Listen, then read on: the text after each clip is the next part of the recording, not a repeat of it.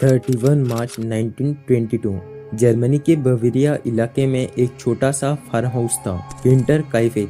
यह जगह शहर की भीड़भाड़ से काफी दूर थी। आसपास कुछ खेत थे, कुछ पेड़ थे और दूर दूर दूसरे किसानों के घर। यहाँ रहने वाले लोग एक दूसरे को जानते थे, लेकिन हर कोई अपनी दुनिया में व्यस्त रहता था। हिंटर काइफेक में रहता था आंद्रेयास ग्रुबर। उम्र ढल चुकी थी, लेकिन वह आज भी हर सुबह सबसे पहले उठकर खेत और जानवरों का काम खुद देखा करता था।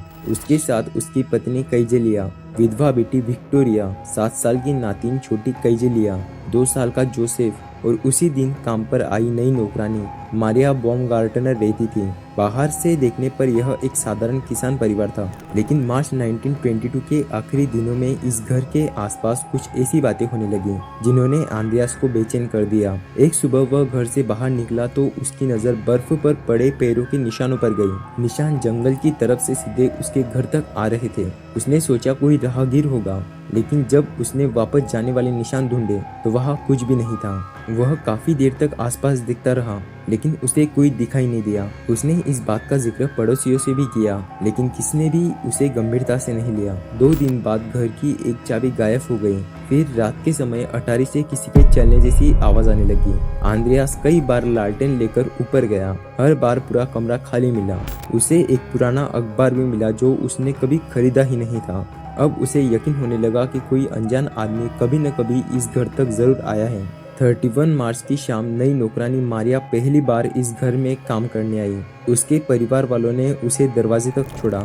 जाते समय किसने सोचा भी नहीं होगा कि वे उसे आखिरी बार देख रहे हैं। उस रात हिंटर काइफेक में सब कुछ सामान्य था।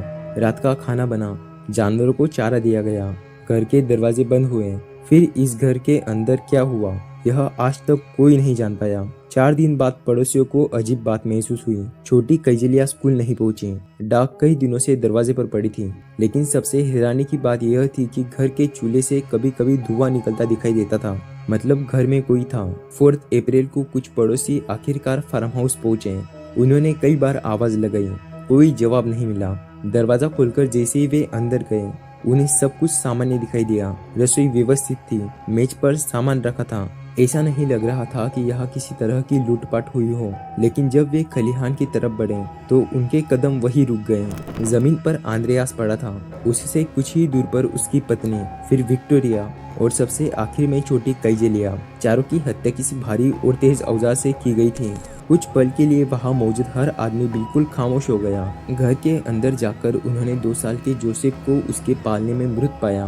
दूसरे कमरे में नई नौकरानी मारिया की लाश पड़ी थी। सिर्फ एक रात में पूरा परिवार खत्म हो चुका था। पुलिस को लगा कि शायद यह लूट का मामला होगा, लेकिन घर का हर कीमती सामान अपनी जगह रखा था। पैसे नहीं ले जाए गए थे, गहने भी वही थे। फिर हत्या क्यों हुई, यही से यह मामला और उलझ गया।